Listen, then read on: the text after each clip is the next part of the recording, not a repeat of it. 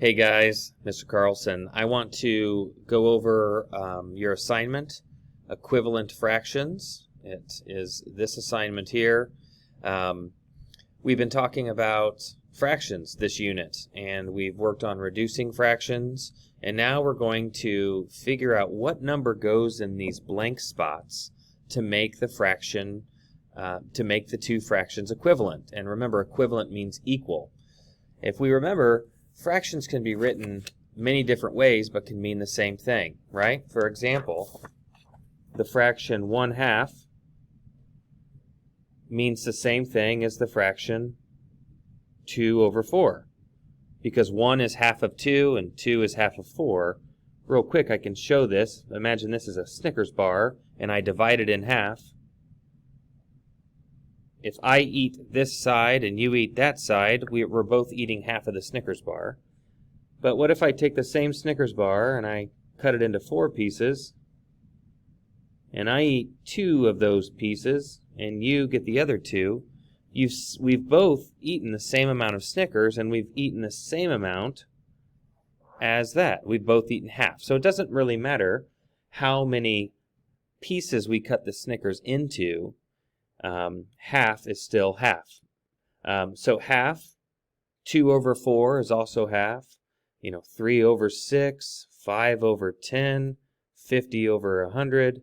All of these fractions equal the same thing. And if we reduce these in the calculator, they're all going to go back to half. Well, let's talk about how we make equivalent fractions. So on this worksheet, I'm going to work through worksheet A. You're going to do worksheet B on your own. But we can use a cool little trick that we're actually going to use a lot this year called cross multiplication. And what that is when we cross multiply, meaning multiply the two numbers that are diagonal from each other, we can see if the fractions are equivalent. Now we've done this already, if you remember. We did one assignment where I would say, all right, are these two fractions equivalent? And I taught you multiply the numbers that are diagonal. So 3 times 2 is 6. 6 times 1 is 6. And because they both equal the same number, that means they are equivalent. Yes, they are. Okay? If they didn't equal the same number, let's try this. 3/6 and 2/3. Are those two equal? Well, you multiply the numbers that are diagonal. That equals 9. 6 times 2 is 12. These numbers are not the same, so no, they are not equivalent fractions. But what happens if a number is missing? Well, we add one more step to that cross multiplication. After we multiply the two numbers that are diagonal from each other, then we take that answer and we divide it by the number that is left, and that gives us the missing number that makes it an equivalent fraction. So let me show you what I mean. 20 times 2 is 40. And if I take 40 divided by 8 in the calculator, that equals 5. So this number here is 5. So what that means is 2/5 is equal to 8/20. And you can check your work by putting in the fraction and then simplifying it like we learned this week until they're both the same. And look at that, 2/5. So these are the same thing. So let me continue working these for you. So again, the second one, I have 7 times 15. These are the two numbers that are diagonal from each other. So I'm going to take 7 times 15, and that equals 105. And then I'm going to hit divided by this number that's all by itself, divided by 5, is 21.